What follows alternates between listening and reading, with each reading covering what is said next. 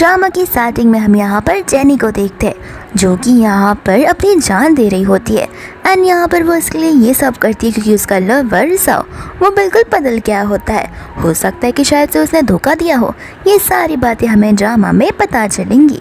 दूसरा यहाँ पर एक वीडियो कैसेट चल रहा होता है जिसके अंदर उस दिन का वीडियो चल रहा था जहाँ पर जाओ ने जेनी को पूरी की पूरी कंपनी के सामने प्रपोज किया था एंड यहाँ पर सभी एम्प्लॉयज़ भी मौजूद थे एंड जाओ उस कंपनी का प्रेसिडेंट होता है।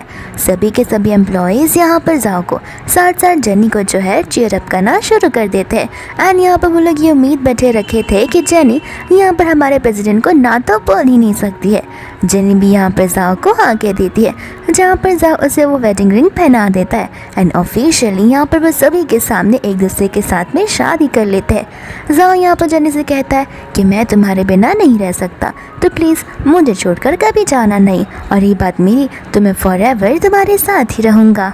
सभी के सभी एम्प्लॉयज़ जो होते हैं उनमें इस तरीके से कपल बनता देख बड़े खुश होते हैं एंड साथ साथ जेलस भी हो रहे थे कि इनसे ज़्यादा स्मार्ट गॉर्जियस और गुड लुकिंग कपल तो हमने कभी देखा ही नहीं होगा। एंड यहाँ पर जो जेनी होती है उस वीडियो को देख रही थी जिससे पता होता है कि ये प्यार तो सिर्फ और सिर्फ एक दिखावा है।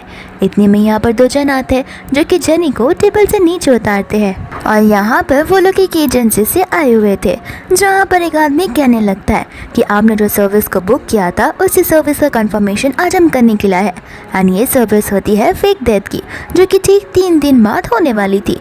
फिर बाद में यहाँ पर वो लोग उसे डॉक्यूमेंट्स रूल्स और चीज़ें बताना शुरू कर देते हैं ताकि साइन करने से पहले यहाँ पर जेनी को कोई भी प्रॉब्लम ना हो।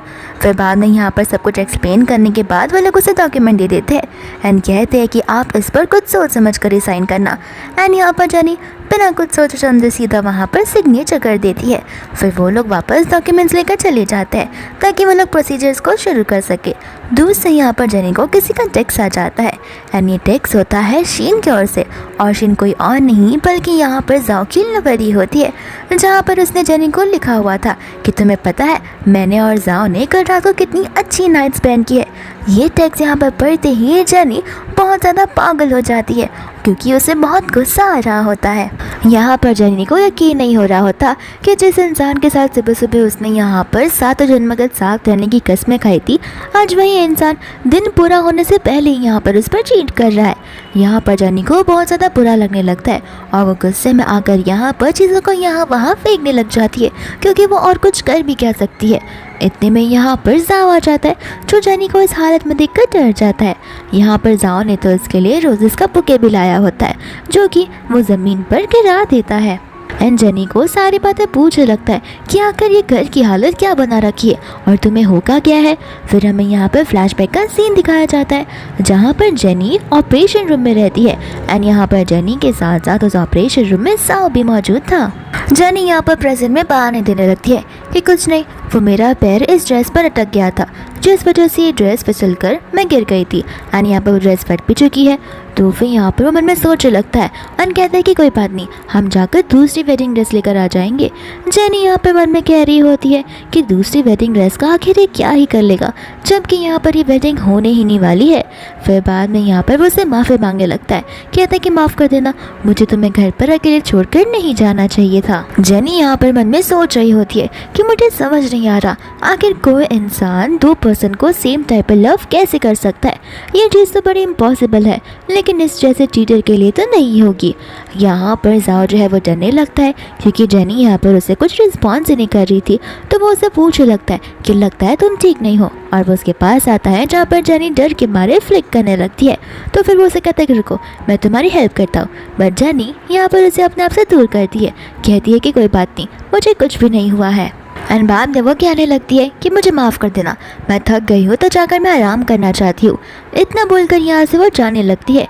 इतने में यहाँ पर जाओ को किसी का टेक्स्ट आ जाता है जहाँ पर नोटिफिकेशन का साउंड सुनकर जाने को सेंस होने लगता है कि हो सकता है कि वो वही लड़की हो। तो फिर यहाँ पर वो जाओ को बोलने लगती है कि अगर कंपनी में कुछ इंपॉर्टेंट मीटिंग है तो तुम जा सकते हो ऐसे भी मैं थक चुकी हूँ, मैं डायरेक्टली जाकर सो जाऊंगी, तो फिर तुम अपनी चीज़ें सॉर्ट आउट कर सकते हो। जाओ यहाँ पर आकर उसे बैक हग करने लगता है एंड कहता है कि माफ़ कर देना, कंपनी में एक अर्जेंट मीटिंग आ गई है जिसमें मुझे जाना ही होगा, उसे मैं डिले बिल्कुल भी नहीं कर सकता, लेकिन मीटिंग ख़त्म होते ही मैं तुरंत घर पर वापस आ जाऊँगा। इतना बोलकर वो उसे वहाँ पर छोड़कर चला जाता है। फिर यहाँ पर जेनी को भी एक टेक्स्ट आ जाता है एंड ये टेक्स्ट होता है उस शीन का, जहाँ पर वो कह रही होती है कि क्यों जाओ ने तुमसे यही कहा होगा ना कि वो एक इमरजेंसी मीटिंग में जा रहा है, तो तुम्हें बता देना चाहती हूँ कि वो इमरजेंसी मीटिंग मेरे साथ है, और तुम्हें पता ही है कि जब वो मुझसे मिलता है तो हम क्या करते हैं। यहाँ पर जेनी उसका टेक्स्ट देखते हुए बहुत ज़्यादा ही स्ट्रेस आउट हो जाती है एंड उसे एनजाइटी भी फील होने लगती है, क्योंकि यहाँ पर वो पूरी तरीके से घबरा चुकी थी।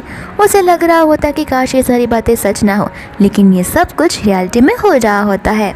इसके बाद में यहाँ पर जेनी सोच रही होती है, क्योंकि उसे सपनों में नाइटमेयर आ रहा था एंड वो सब कुछ शीन को लेके था, जहाँ पर डर के मारे वो उठ जाती है एंड यहाँ पर जाओ होता है जो कि इस पर चिल्ला रहा था कि तुमने कहा था कि तुम अच्छे से रेस्ट करने जाओगी, लेकिन तुम यहाँ पर सोफा पे क्यों सो रही हो, तुम क्या खुद को पागल करना चाहती हो, कितनी ज़्यादा ठंड हो रखी है।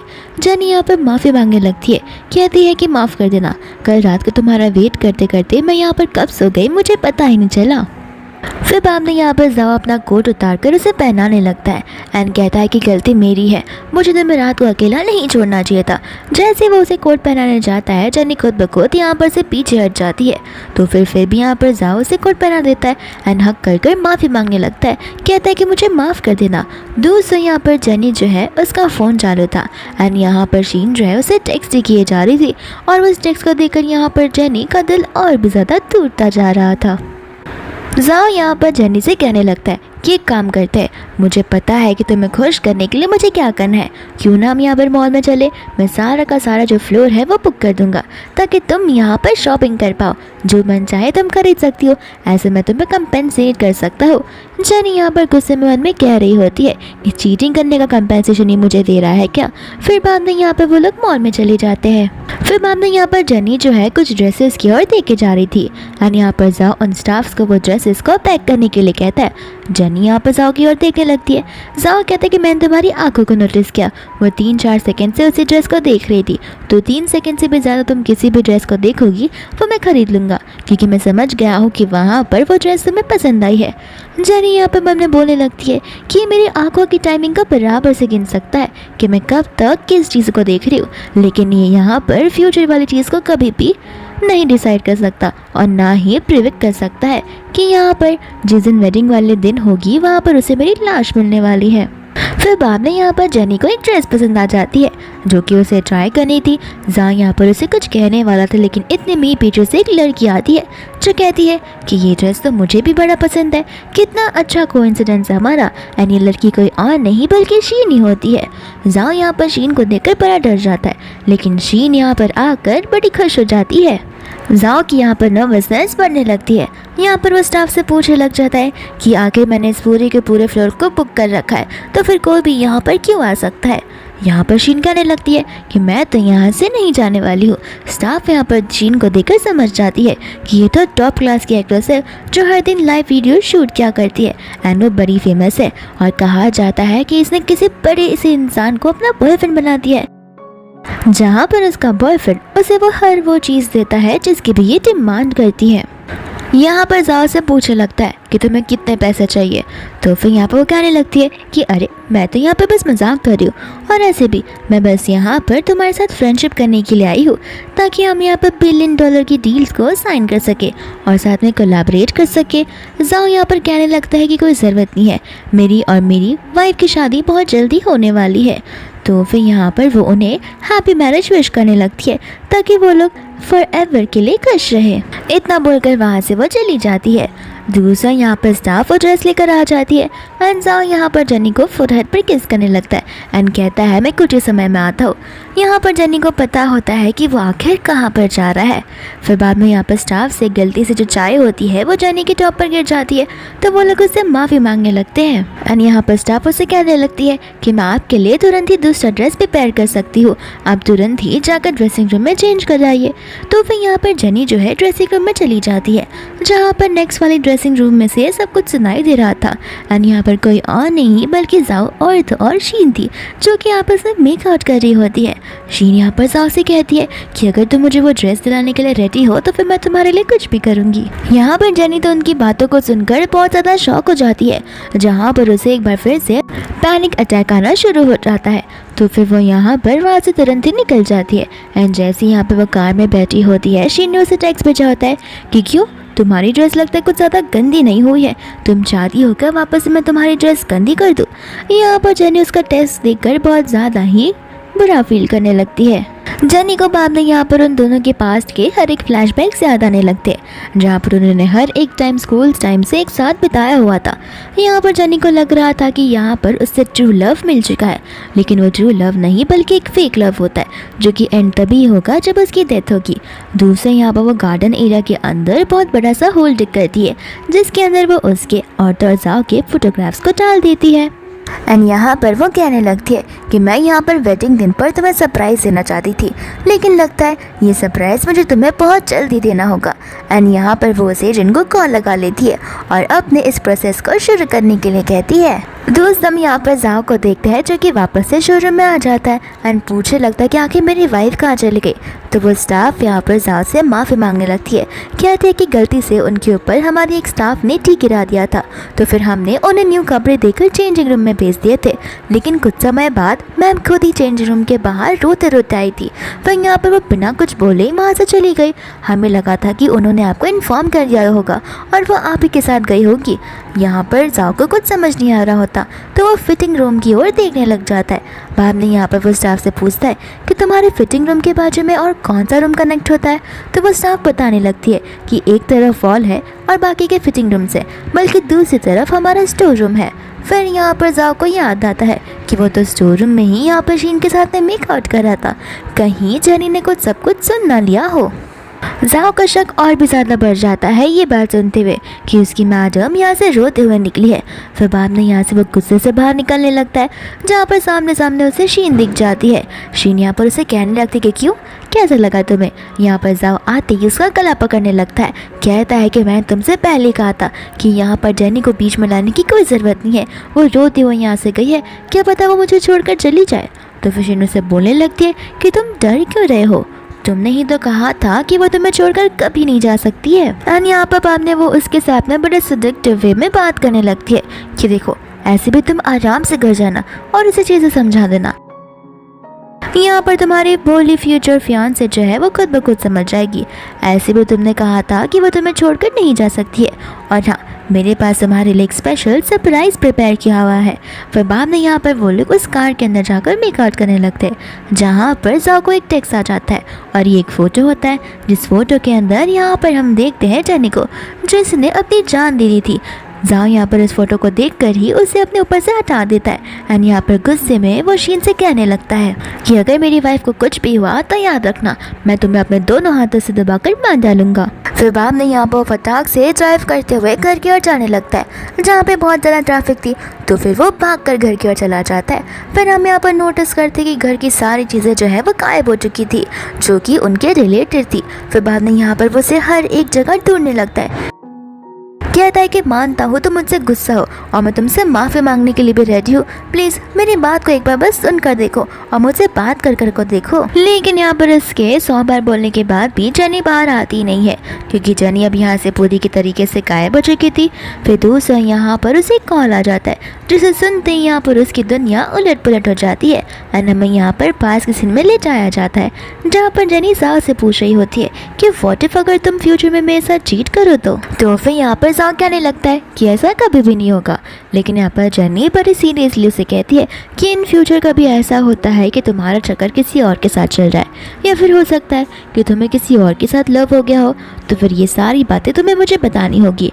लेकिन अगर तुमने मुझे नहीं बताई तो इसे एज ए चीटिंग काउंट किया जाता है, और अगर ऐसा होगा तो याद रखना मैं यहाँ पर तुम्हें छोड़कर हमेशा हमेशा के लिए चली जाऊँगी।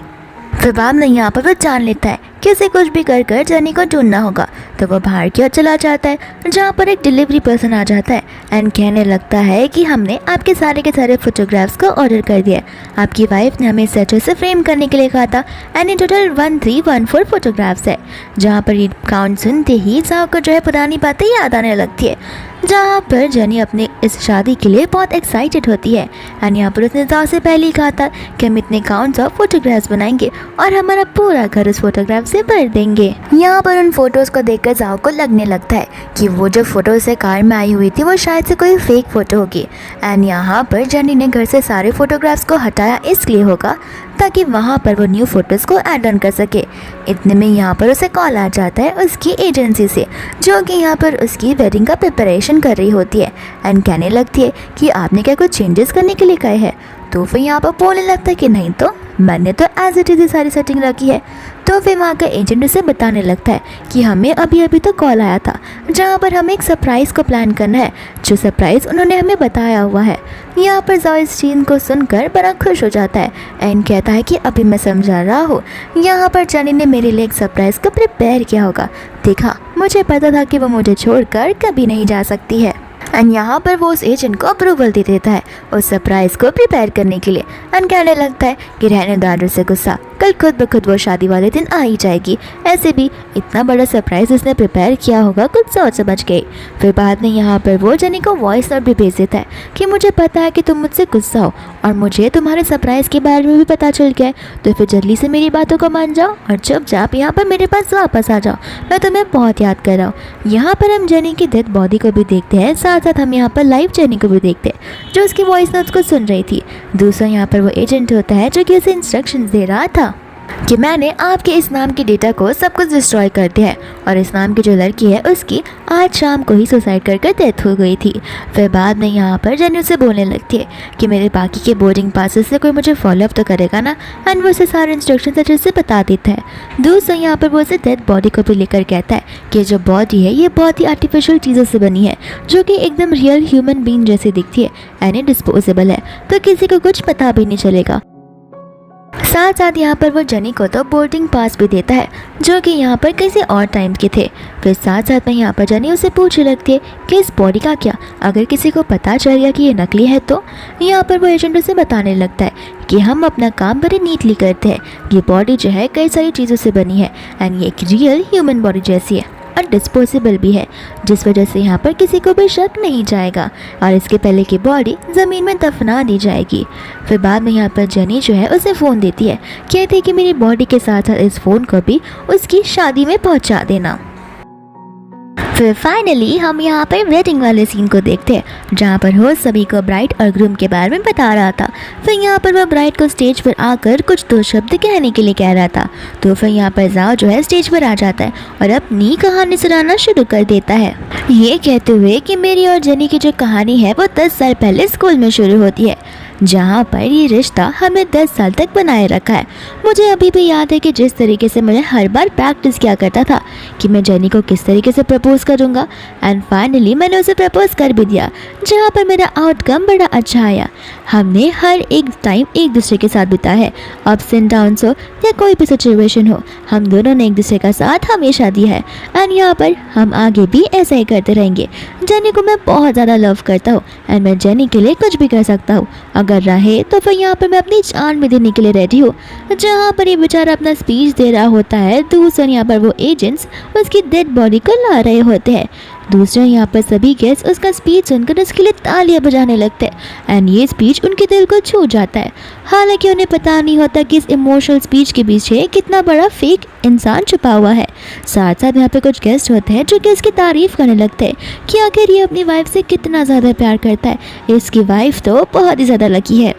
यहाँ पर जॉन सभी से कहने लगता है बस मैं ही नहीं, यहाँ पर जेनी भी मुझसे बहुत प्यार करती है। स्कूल में ज़्यादातर कोई मुझसे बात नहीं किया करता था एंड यहाँ पर कुछ लोग भी थे जो मुझे बुली किया करते थे, लेकिन मुझे अच्छे से याद है कि जेनी ही वो पहली पर्सन थी जिससे मुझे स्कूल में अप्रोच किया था एंड यहाँ पर तो वो मुझे बुली होने से भी बचाया करती थी। जेनी ही वो पहली इंसान थी जहाँ पर उसे मेरी डार्कनेस में लाइट ला हुआ था एंड यहाँ पर वो मेरी एक सनशाइन है जो कि कभी भी मैं उसे उदास नहीं कर सकता एंड अपनी लाइफ से जाने बिल्कुल भी नहीं दे सकता हूँ। दूसरा यहाँ पर हम शीन को देखते हैं जो ताली बजाते हुए कहती है कि आपकी ये लव स्टोरी तो बहुत ज़्यादा हार्ट टचिंग है। सभी लोग यहाँ पर शीन को देखकर समझ जाते हैं कि उसकी आइडेंटिटी क्या है। फिर बाद में यहाँ पर जो जाओ है वो नर्वस होना शुरू कर देता है एंड कहता है कि तुम यहाँ पर क्या कर रही हो। लोगों को लग रहा होता है कि शीन शायद से उन दोनों में से किसी एक की फ्रेंड हो सकती है। तो फिर यहाँ पर वो उससे बोलने लगती है कि तुम्हारा बेबी तुम्हें बहुत मिस कर जाता, इस वजह से मैं यहाँ पर आ गई।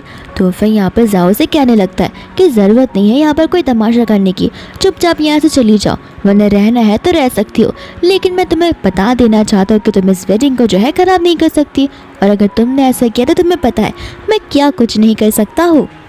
इतना बोलकर वहाँ से जाने लगता है, जहाँ पर शीन उसे कहने लगती है कि तुम्हें नहीं लगता तुमने अपनी लाइफ की लव स्टोरी तो बता दी, लेकिन यहाँ पर लोग हैं जो यहाँ पर ब्राइड की लव स्टोरी को सुनना चाहते हैं कि आखिर ब्राइड का क्या पर्सपेक्टिव है।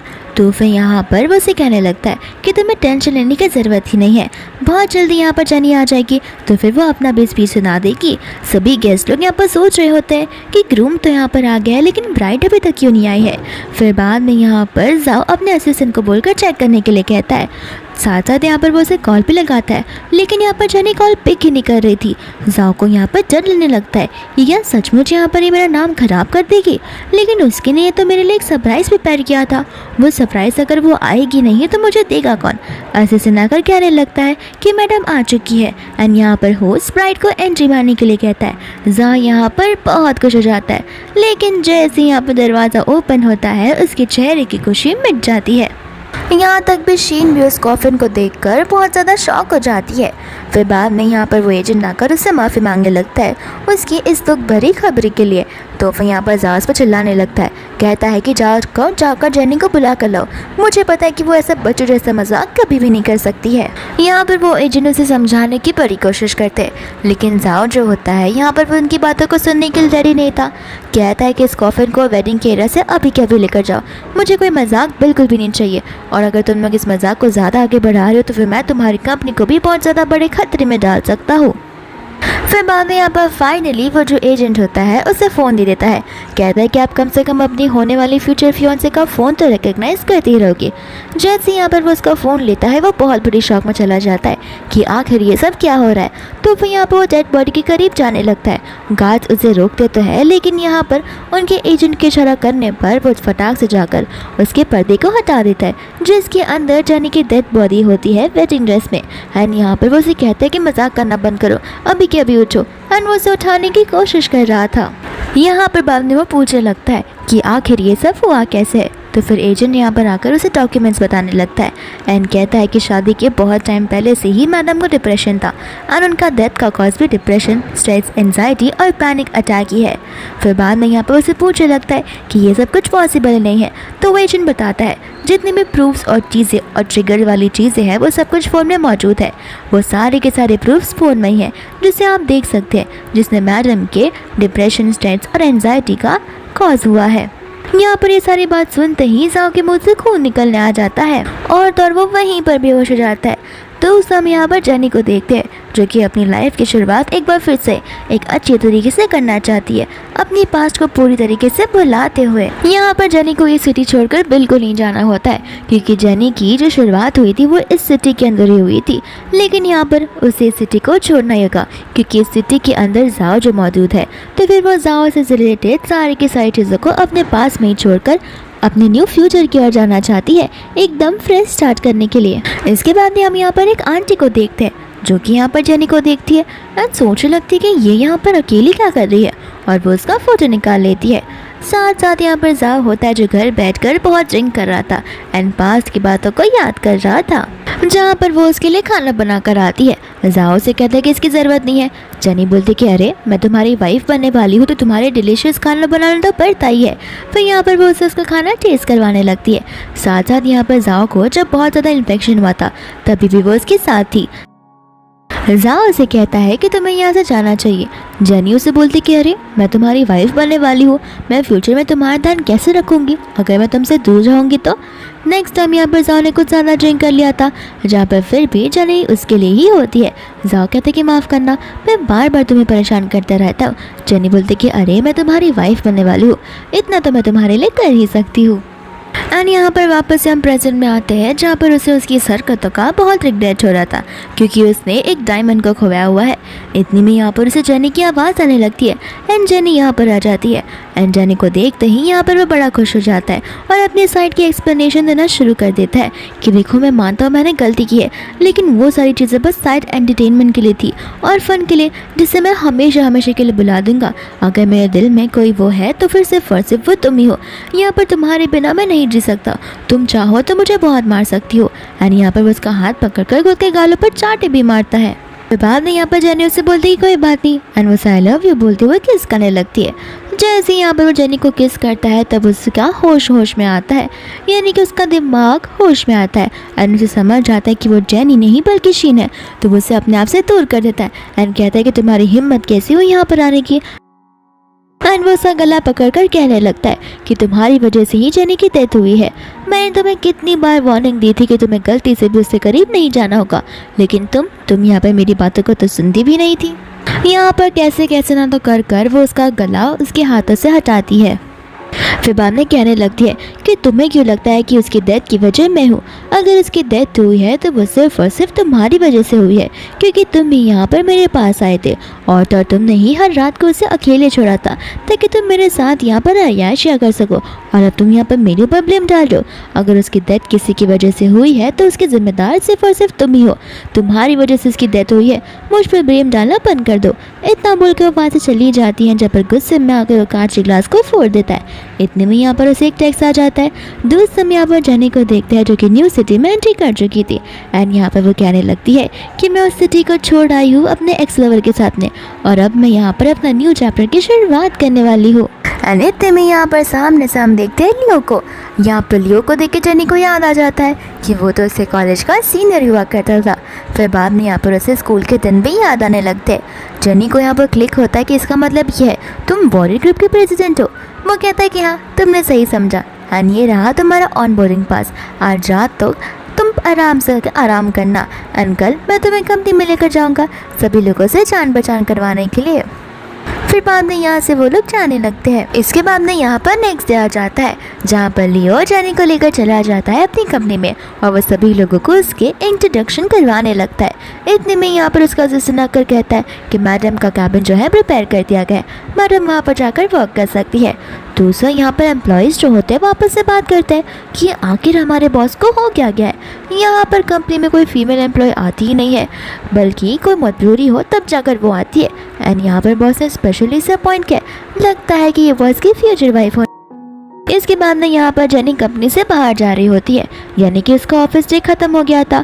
तो फिर यहाँ पर वह देखती है लियो की कार की ओर एंड लियो की कार के सामने यहाँ पर मिया होती है जो उसे कह रही थी कि एक्चुअली मुझे टैक्सी मिल नहीं रही है, तो क्या तुम मुझे घर छोड़ कर आओगे। जेनी उसके पास जाने वाली थी, लेकिन मिया को देखकर वो वहाँ से चली जाती है। बट लियो यहाँ पर मिया को इग्नोर कर उसके पास चला आता है, जहाँ पर जेनी को समझ आता है कि यहाँ पर सेडक्शन टेम्पटेशन वाली चीज़ों को भी रिजेक्ट किया जा सकता है।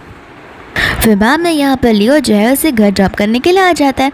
जेनी उसे थैंक यू बोलने लगती है। लियो कहता है कि देखो ओवर टाइम वर्क करने की कोई ज़रूरत नहीं है और अपने ऊपर ज़्यादा स्ट्रेस लाने की भी ज़रूरत नहीं है, ये मेरी कंपनी है।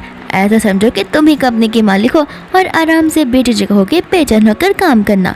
इतना बोलकर यहाँ से वो चला जाता है, जहाँ पर जेनी उसी की को नोटिस करते कि वो तो चाबी लेना भूल ही गया है। तो फिर वो जैसे ही पीछे मुड़ती है, यहाँ पर हम बाद में देखते हैं जाओ को, जो कि उसे घर तक पहुँच चुका था। जेनी यहाँ पर उसे साफ साफ कह देती है कि तुम कौन हो और मेरे घर में बिना परमिशन के कैसे आए हो, अभी के अभी यहाँ से निकल जाओ। तो वो यहाँ पर जाओ से कहने लगता है कि नाटक करना बंद करो, तुम अपने आप की डेथ को फेक कैसे कर सकती हो जस्ट बिकॉज तुम गुस्सा थी। जेनी यहाँ पर कहने लगती है किसने कहा कि मैंने मेरी डेथ को फेक किया है जस्ट बिकॉज मैं गुस्सा थी, ये रीज़न तो बिल्कुल भी नहीं है। यहाँ पर जाओ से बोलने लगता है तो और क्या रीज़न हो सकता है, अभी के अभी यहाँ पर अपना सामान पैक करो और मेरे साथ घर चलो, मुझे तुम्हारे साथ में बहुत सारी चीज़ें सॉर्ट आउट करनी है। जेनी यहाँ पर उसके साथ जाने से ना बोल देती है, कहती है कि किसने तुम्हें हक दिया है ये सारी चीज़ें मेरे साथ करने के लिए। ठीक है, अगर तुम्हें लगता है कि मैं तुमसे गुस्सा थी तो हाँ थी मैं तुमसे गुस्सा, मैं यहाँ पर तुमसे प्यार नहीं करती और मैं तुमसे ब्रेकअप करना चाहती हूँ। ये बात सुनते यहाँ पर उसके पैरों से तो ज़मीन ही खिसक जाती है। यहाँ पर जाओ से बोलता है तुम्हें समझ में भी आ रहा है कि तुम क्या कह रही हो, जेनी बोलती कि हाँ, मेरे कान नाक सब कुछ खुले हुए हैं और मुझे समझ आ रहा है कि मैं तुम्हें क्या बोल रही हूँ, लेकिन अगर मैं दोबारा रिपीट करने पर तुम्हें नहीं समझ आ रहा तो तुम डॉक्टर के पास जाकर अपने कान को ठीक करवा सकते हो, क्या पता तब जाकर तुम्हें सुनाई दे। यहाँ पर जाओ उस पर गुस्सा करने लगता है कि मैंने तुम्हें इतना सब कुछ दिया है और तुम अपने आप को लकी मानो, इस अच्छे से चांस को गवाओ मत। यहाँ पर जेनी बोलती है कि ये तो इम्पॉसिबल है। तो फिर जाओ गुस्से में बोलने लगता है कि आखिर मैंने ऐसा क्या किया है जो यहाँ पर तुम मुझे इसकी सज़ा दे रही हो। जेनी यहाँ पर बोलने लगती है कि क्या किया है, तुम्हें क्या लगता है कि तुमने चीटिंग किया है और उसका मतलब कुछ भी नहीं है, तुम मुझसे एक दो बार माफ़ी मांग लोगे और यहाँ पर मैं तुम्हें माफ़ नहीं करूँगी। बार बार की गलती को गलतियाँ नहीं कहते। एंड अगर बात आती है चीटिंग पर तो वो जानबूझकर की जाती है, चीटिंग गलती से नहीं हो जाती। एंड जेनी यहाँ पर उसे हर एक पल के बारे में बताने लग जाती है कि उसे सारी चीज़ें शुरुआत से ही पता थी। यहाँ पर जाओ से बोलना था कि भूल जाओ उन सबको, ऐसे भी तुमने अपनी डेथ को फेक कर दिया और अब तुम्हारे पास जाने के लिए जगह भी कौन सी बची है, बेहतर होगा अगर तुम मेरे पास आ जाओ। तो यहाँ पर जेनी उसे कुछ बोलने वाली थी, लेकिन इतने में यहाँ पर लियो अपनी कीज़ को वापस लेने के लिए ऊपर आ जाता है। यहाँ पर जाओ जो है लियो को वहाँ पर देखकर बड़े गुस्से में आ जाता है, कहता है कि ये यहाँ पर क्या कर रहा है। तो वह यहाँ पर वो उसे बोलने लगती है कि यहाँ पर क्या कर रहा है, उसे तुम्हारा कोई मतलब नहीं है। लियो यहाँ पर जाओ से कहता है कि देखो मेरी परमिशन के बिना मेरे घर पर आना अलाउड नहीं है। एंड यहाँ पर जेनी भी कहती है कि हाँ सही कहा उसने कि वो उसी का घर है, और ऐसे भी मैंने तुम्हारे साथ ब्रेकअप इसलिए किया है क्योंकि तुम मुझसे प्यार नहीं करते हो। तो फिर यहाँ पर ज़रा से करीब जाकर उसे समझाने लगता है कि अरे मैं तुमसे कह रहा हूँ ना कि मैं तुमसे बहुत प्यार करता हूँ। जेनी यहाँ पर गुस्से में उसे बोलने लगती है कि ऐसा नाटक करना बंद करो कि जैसे तुम्हारे और शीन के बीच में कभी कुछ हुआ ही ना हो। यहाँ पर जेनी बोलती है कि ठीक है, क्या तुम्हें तुम्हारी रेपुटेशन की पड़ी है, यहाँ पर तुम्हारी बेइज्जती हो जाएगी जहाँ पर सभी लोगों को पता चल जाएगा कि उसके फ्यूचर वाइफ ने उसे डंप कर दिया। कोई बात नहीं, मैं यहाँ पर मीडिया में बता दूंगी कि मैंने तुम्हें डंप नहीं किया है, तुमने मुझे डंप किया है कुछ गलतियों की वजह से, एटलीस्ट मेरे लाइफ में सुख और शांति तो होगी। यहाँ पर जाओ कहने लगता है कि मेरा मतलब वो नहीं था। तो फिर जेनी कहते कि और कितने मतलब है तुम्हारे, ऐसे भी मैंने तुम्हें और तुम्हारे लवर को अलग से एक साइड दे दिया है, तो फिर जाकर तुम उसके साथ रहो ना, यहाँ पर वापस मेरे पास क्यों आ रहे हो। यहाँ पर जाओ बोलने लगता है कि मतलब यहाँ पर तुम्हें शीन से प्रॉब्लम है, तो फिर मैं शीन से रिश्ता ऑलरेडी तोड़ चुका हूँ सिर्फ और सिर्फ तुम्हारे लिए। जेनी यहाँ पर हंसते हुए बोलती है कि अरे वाह तुम्हारे शब्दों पर तो मुझे पूरा भरोसा नहीं है। एंड इतने में यहाँ पर वैसे बताने लगता है कि देखो मैंने उसे ब्लॉक कर भी रखा है, लेकिन इतने में यहाँ पर शीन का कहीं और से टेक्स्ट आ जाता है जहाँ पर उसने वॉइस नोट भेजा था ये कहते हुए कि आजाद को तो तुम पक्का आ रहे हो ना। तो फिर यहाँ पर जाओ डर जाता है, कहता है कि माफ़ कर देना, वहाँ से मैं उसे ब्लॉक करना भूल गया। यहाँ पर जेनी उससे बोलने लगती है कि क्यों ना एक काम करो, तुम शीन को लो और जाकर अपनी मम्मा से मिला दो, अपनी पूरे के पूरे परिवार से मिला लो, और जिस तरीके से तुमने हमारी वेडिंग को हेल्प किया था सेम उसी तरीके से या फिर और भी बड़े अच्छे तरीके से तुम दोनों एक दूसरे के साथ में शादी कर लेना, तब जाकर यहाँ पर तुम दोनों के दिल को तसल्ली मिलेगी। जाओ यहाँ पर उस पर गुस्सा करने लगता है कि आखिर तुम 10 साल के रिलेशनशिप को मिनटों में कैसे ख़त्म कर सकती हो। जेनी यहाँ पर और गुस्सा होकर चिल्लाकर कहने लगते कि 10 साल के रिलेशनशिप को अब जाकर तुम्हें अकल आ रही है क्या, और जो तुमने किया उसे तुम क्या कहोगे। मैं यहाँ पर ये सारी चीज़ इसलिए कर रही हूँ क्योंकि तुमने मेरे साथ कुछ तो किया है और ये एक एक्शन का रिएक्शन है, ना कि मैं यहाँ पर खुद से कुछ मनगढ़ंत कहानियाँ बनाए जा रही हूँ। जाओ यहाँ पर गुस्से में बोलने लगता है कि ठीक है मैं भी देखता हूँ कि तुम्हारा क्या होता है, अब से मैं तुम्हारे साथ में रिश्ता तोड़ दे रहा हूँ। जेनी कहते कि बहुत अच्छी बात है, मैं भी तो यही चाहती थी। गुस्से में यहाँ पर या जाओ उसका गला पकड़ने लगता है, जहाँ पर लियो उसे उससे दूर करता है धक्के मारकर एंड बोलता है कि खबरदार अगर तुम्हें जेनी को एक बार भी हाथ लगाया तो। एंड यहाँ पर वो उन्हें धमकी देकर वहाँ से चला जाता है। फिर बाद में यहाँ पर लियो से पूछने लगता है कि तुम ठीक तो हो। एंड जेनी यहाँ पर कहने लगती है कोई बात नहीं, मुझे पता है कि इन सब चीज़ों से टैकल कैसे करना है। तो लियो से बोलता है कि ठीक है तुम अच्छे से घर को लॉक कर सो जाना और ध्यान रहे कि आधी रात में कोई वहाँ पर अचानक से याद ना आ जाए। इतना बोलकर वो वहाँ से जाने लगता है, जहाँ पर जेनी उसे रोकते हुए कहने लगती है कि ये घर तुम्हारा है तो क्या मैं तुम्हें रेंट पे कर सकती हूँ। लियो यहाँ पर उसे साफ साफ मना कर देता है एंड यहाँ पर वो कन्फेशन भी कर देता है कि मैं तुम्हें कॉलेज टाइम से पसंद करता आया हूँ, लेकिन मैंने कभी अपनी फीलिंग्स बताई नहीं क्योंकि मुझे पता था कि तुम्हारे और जाओ के बीच में क्या चल रहा है एंड मैं यहाँ पर 2 अच्छे खासे रिश्ते को खत्म नहीं करना चाहता था। एंड ऐसे भी मैं तब से लेकर अब तक तुम्हारा इंतज़ार ही करता आया हूँ। इतना बोलकर यहाँ से वो चला जाता है। फिर बाद में यहाँ पर नेक्स्ट डे जेनी जो है अपने ऑफिस में जा रही थी एंड यहाँ पर जाओ आकर उसे रोकने लगता है। जेनी चाहती है लेकिन वो उसे रोक कर बोलता है कि 3 दिन से ज़्यादा हो गया था। मुझे लगा कि तुम्हारा गुस्सा ठंड हो जाएगा एंड यहाँ पर तुम मेरे पास आ जाओगी, लेकिन तुम आखिर मेरे पास आ क्यों नहीं रहे हो। इतने में हम यहाँ पर शीन को देखते जो कि आकर कहने लगते कि अरे जेनी, आप इसे माफ़ी कर दो। और इसने ऐसे भी एक्सेप्ट कर लिया है कि इससे गलती हो गई है, वो गलती जो दुनिया में हर कोई मैन करता ही है। ऐसे भी हम तीनों एक साथ में कितने खुश रह सकते। तुम यहाँ पर मॉर्निंग में से सेटिस्फाई करना और मैं यहाँ पर रात में। गुस्से में आकर जाओ से बोलने लगता है कि तुम यहाँ पर क्या कर रही हो। यहाँ पर शीन बोलते कि ऑफ कोर्स तुम्हारे लिए मैं यहाँ पर आई हूँ। तो फिर यहाँ पर वो जेनी का हाथ पकड़कर उसे कहने लगता है कि प्लीज़ मेरी बातों पर विश्वास करो, हम दोनों के बीच में कुछ भी नहीं है। मैं यहाँ पर उसके साथ रिश्ता खत्म कर आया था। यहाँ पर जेनी उसे छोड़ने के लिए बोलती, लेकिन यहाँ पर वो जेनी को छोड़ता ही नहीं। इतने में यहाँ पर लियो आकर उसे धक्का मार देता है, कहता है कि लगता है कल रात की वार्निंग तुम पर काम नहीं आ रही है। फिर बाद में यहाँ पर लियो जो है उसे थप्पड़ पड़ जाता है, जहाँ पर जाओ उसे थप्पड़ मारता है एंड गुस्से में यहाँ पर आकर जेनी उसे थप्पड़ मार देती है। कहती है कि आखिर कितनी बार मैं तुम्हें समझाऊंगी, जाओ और जाकर अपने ब्रेन का इलाज करवा, तुमसे एक बात जो कही वो तुम्हें समझ नहीं आती। यहाँ पर जाओ गुस्से में कहने लगता है कि तुम उस आदमी के सामने मुझे स्लैप कर रही हो जिसके साथ में तुम 3 दिन से मिली हुई हो। यहाँ पर तुम 10 साल के रिलेशन को 3 दिन के साथ में कंपेयर कर रही हो। जेनी बोलती कि थप्पड़ मारना ज़रूरी था, तुम यहाँ पर अपनी होश और आवाज़ में बिल्कुल भी नहीं हो और मुझे लगता है कि और भी थप्पड़ों की तुम्हें ज़रूरत है। यहाँ पर जेनी उसे कहते कि देखो, अब तुम्हें पता चल गया होगा कि मैं तुमसे प्यार नहीं करती, तो बेहतर होगा कि तुम यहाँ से चली जाओ।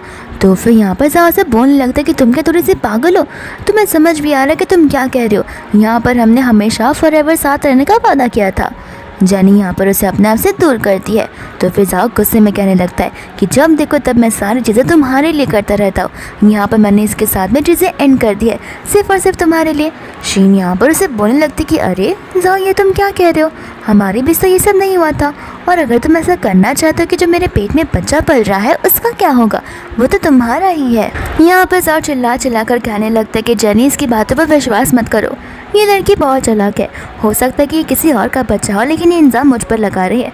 तुम प्लीज़ मेरे पास वापस आ जाओ, मैं वादा करता हूँ कि मैं इस लड़की को चाइना से ही गायब कर दूंगा और इस बच्चे को भी। एंड यहाँ पर ये लड़की कभी भी हमारे बीच में नहीं आ सकती है, बस तुम एक बार मुझे एक मौका तो देकर देखो। जेनी यहाँ पर उसे साफ साफ मना कर देती है एंड कहती है कि इम्पॉसिबल है। जाओ बाद में यहाँ पर उसके पैरों में गिड़गिड़ाने लगता है एक आखिरी मौके लिए, उसकी बातें सुनने के लिए और उसे एक चांस देने के लिए। लेकिन यहाँ पर जेनी बोलती है कि मैं आखिरी बार कह रही हूँ कि मैं तुम्हारे साथ ब्रेकअप कर रही हूँ और हमारे बीच जो चीज़ें हैं वो ख़त्म हो चुकी है। इतना बोलकर यहाँ से वो लियो के साथ में चली जाती है, जहाँ पर शीन उसे कह रही होती कि उसे जाना ही है तो जाने दो, तुम क्यों उसके पीछे पड़े हुए हो। और यहाँ पर जो जाओ है वो उसकी बातों को सुनता भी नहीं है। फिर बाद में यहाँ पर दूसरे हम यहाँ पर जेनी को देखते हैं जो कि यहाँ पर मरहम पट्टी कर रही होती है लियो की। और यहाँ पर वो लियो से माफ़ी मांगने लगती है। लियो कहता है कि तुम्हें माफ़ी मांगने की ज़रूरत नहीं है, अगर किसी को माफ़ी मांगनी चाहिए तो वो मैं हूँ। जेनी पूछती कि वो कैसे। लियो उसे बताने लगता कि देखो, अगर मैंने अपनी फीलिंग्स को हिडन नहीं रखा होता और उसे कन्फेस कर दिया होता तो आज तो मेरे साथ होती, ना कि उस कमबख्त के साथ में। इस वजह से ये सारी चीज़ें होती रही है। यहाँ पर जेनी हंसने लग जाती है, कहती है कि तुम्हारी वे ऑफ थिंकिंग तो बिल्कुल अलग है, जहाँ पर तुम मुझे गलत पोजीशन में कभी रखना ही नहीं चाहते हो। यहाँ पर लियो बोलने लगता है कि हम हमेशा उनके लिए ये सब करते हैं जिन्हें हम पसंद करते हैं, या तो हम उनकी केयर करते हैं और वो हमसे बहुत क्लोज करते हैं। एंड यहाँ पर वो अपनी फीलिंग्स को कन्फेस करते हुए उसे अपनी गर्लफ्रेंड बनने के लिए कहता है। यहाँ पर जो जेनी है वो सोच में पड़ जाती है, उसे कहती है कि मैं बन तो सकती हूँ लेकिन यहाँ पर ये तुम्हारे लिए बड़ा इनजस्टिस होगा क्योंकि मैं बहुत सारी चीज़ों से गुजर रही हूँ। लियो कहता है कि मुझे फ़र्क नहीं पड़ता कि मेरे साथ इनजस्टिस हो रही है या फिर नहीं। लियो उसे साथ साथ ये भी समझाता है कि देखो, लव करने का कोई राइट या रॉन्ग टाइम नहीं होता, तुम्हें तभी एक्सेप्ट करना चाहिए जब तुम्हारा दिल कह रहा हो। एंड यहाँ पर वो उसके लिए एक नेकलेस भी लाता है, कहता है इस नेकलेस को मैं पूरे 7 साल से देने की कोशिश कर रहा था लेकिन मैंने अपनी इस चीज़ को हिडन रखा, बट आज फाइनली मौका आ गया है जहाँ पर ये नेकलेस तुम्हारे नेक पर होगा। बाद में वो नेकलेस निकाल कर उसे पहना देता है, साथ साथ में वो उसे फोरहेड पर किस भी करता है। एंड यहाँ पर उन दोनों की एक नई शुरुआत हो जाती है। दोस्त हम यहाँ पर देखते हैं जाओ को जो कि यहाँ पर हॉस्पिटल में था। एंड यहाँ पर वो अपनी मम्मा से रिक्वेस्ट कर रहा होता है कि प्लीज़ मुझे एक बार जेनी के पास जाने दो, मुझे जाकर उसे प्रपोज करना है, उसे मनाना है, वो मेरी बात सुनने के लिए रेडी हो जाएगी। आंटी तो यहाँ पर उसे थप्पड़ी मार देती है, कहती है कि मुझे पता था कल या परसों ये चीज़ तो होनी थी एंड मुझे तुम्हें फ़ोटो देनी ही नहीं चाहिए थी। फिर हमें यहाँ पर पता चलता है कि जेनी की फ़ोटो जिसने निकाली थी वो कोई और नहीं बल्कि उसकी फ्यूचर मदर इन लॉ ही होती है, जो कि यहाँ पर ये फ़ोटो उसने सेंड कर दी होती है जाओ को। इसी वजह से यहाँ पर जाओ उसके घर को ढूंढ पाया था। यहाँ पर जाओ बोलने लगता कि मुझे पता है मैंने सब कुछ बर्बाद कर दिया है। आंटी बोली कि तुमने एक नहीं कई सारी ज़िंदगियाँ बर्बाद की है, कितने सारे लोगों के ट्रस्ट को ख़राब किया है तुमने। तुम्हें पता भी है कि तुम कौन से पोजीशन पे हो फ़िलहाल, और ऐसे भी तुमने जो काम किया उसके लिए कोई फॉरगिवनेस होती ही नहीं है। अब तुम्हें यहाँ पर जेनी को बुलाना ही होगा। फिर बाद में यहाँ पर उसे वो एक फ़ोटो दिखाती है जिसके अंदर लियो जेनी को फोरहेड पर किस कर रहा था एंड वो से कहने लगती है कि अब वो भी अपनी लाइफ में आगे बढ़ चुकी है, तुम्हें भी अब अपने पैरों पे खड़े होकर कंपनी को एक बार फिर से शुरू करना चाहिए, ना कि यहाँ पर पागलों की तरह दिन ब दिन ड्रिंक करना चाहिए। दोस्तों यहाँ पर वो एकदम पागलों की तरह रोने लग जाता है कि जेनी मुझे नहीं छोड़ सकती है। दोस्तों यहाँ पर हम लियो को देखते जो कि जेनी को कत्ल करते हुए चिल्ला रहा था। इतने में यहाँ पर उसका सिलसिला कर कहने लगता है कि वो इंसान कब से बाहर नील डाउन कर ही बैठा हुआ है, वो जाने का नाम ही नहीं ले रहा है। फिर बाद में यहाँ पर लियो बात करने के लिए चला जाता है जाओ से कहता है कि मुझे तुमसे बात नहीं करनी है, जाओ जाकर जेनी को बुलाओ। तो वो यहाँ पर लियो से कहने लगता है कि तुम टेंशन मत लो, जेनी अगर यहाँ पर आ भी गए तो फिर भी उसका सेम जवाब होगा, और ऐसे भी जेनी यहाँ पर आना भी नहीं चाहती है, बेहतर होगा अगर तुम यहाँ से चले जाओ तो, और तुम्हारा उसके पास एक बार फिर से वापस आना पॉसिबल ही नहीं है, और हम कल सुबह ही जा रहे हैं अपने मैरिज रजिस्ट्रेशन जाकर सर्टिफिकेट लेने के लिए। इतना बोलकर यहाँ से वो चला जाता है, जहाँ पर जाओ तो है पूरा का पूरा पागल ही हो जाता है। दूसरे वो हॉस्पिटल में होता है जहाँ पर शीना से समझाने की कोशिश कर रही थी कि तुम्हें अपने आप को समझाना ही होगा, एक बहुत ही जल्दी मैं बच्चे को जन्म देने वाली हूँ, तो फिर मैं यहाँ पर उस बच्चे को फादरलेस नहीं रखने वाली। जाओ यहाँ पर कहने लगता कि वो बच्चा मेरी गलती है और मैं यहाँ पर तुम्हें कंपेंसेट करने के लिए अपने विलास दे रहा हूँ, तुम उसे रख सकती हो और उसे पैसे कमा कर यहाँ पर बच्चे की देखभाल कर सकती हो। दूसरा हम यहाँ पर देखते हैं लियो को और जेनी को जो कि हॉस्पिटल गए होते हैं चेकअप करवाने के लिए, एंड यहाँ पर हमें पता चलता है कि जेनी प्रेग्नेंट है, एंड यहाँ पर लियो इसके लिए बड़ा खुश होता है। साथ साथ उसी सेम हॉस्पिटल में जाओ और तर्शीन भी होते हैं। जाओ यहाँ पर जेनी को देखकर बड़ा खुश हो जाता है एंड उसे माफ़ी मांगते हुए एक बार फिर से अपने पास आने के लिए कहता है, एंड वो उसके हाथ में रिपोर्ट्स को देखता है तो वो खुश हो जाता है, कहता है कि अब तो तुम मेरे बच्चे की माँ भी बनने वाली हो, तो अभी टाइम आ चुका है। जापान यूनिवर्स भी चाहती है कि हम दोनों एक साथ हो जाए। जेनी यहाँ पर उसे कहती है कि तुम्हारा बच्चा नहीं है, ये किसी का बच्चा है, तो मैं उसकी मॉम हूँ और उसका डैड कोई और नहीं बल्कि लियो है। ये बात सुनकर तो उसके पैरों से ज़मीन ही खिसक जाती है। वो उस वेडिंग रिंग को दिखाने लगता है जो कि उसने उसके लिए डिज़ाइन की हुई थी। वो उसे बड़ी माफ़ी मांगता है, लेकिन यहाँ पर जेनी उसे कहने लगती कि नहीं, हम एक दूसरे के साथ वापस नहीं आ सकते।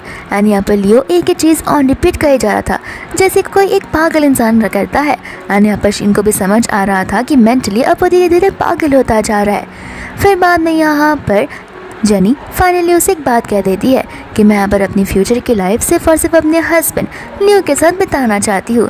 एंड यहाँ पर ये स्टोरी यहीं पर ख़त्म हो जाती है, जहाँ पर जेनी को उसका रियल लव मिल जाता है जिसके साथ वो अपना फ्यूचर बिताना चाहती है, और तब यहाँ पर जाको से कर्मों की सज़ा मिल जाती है।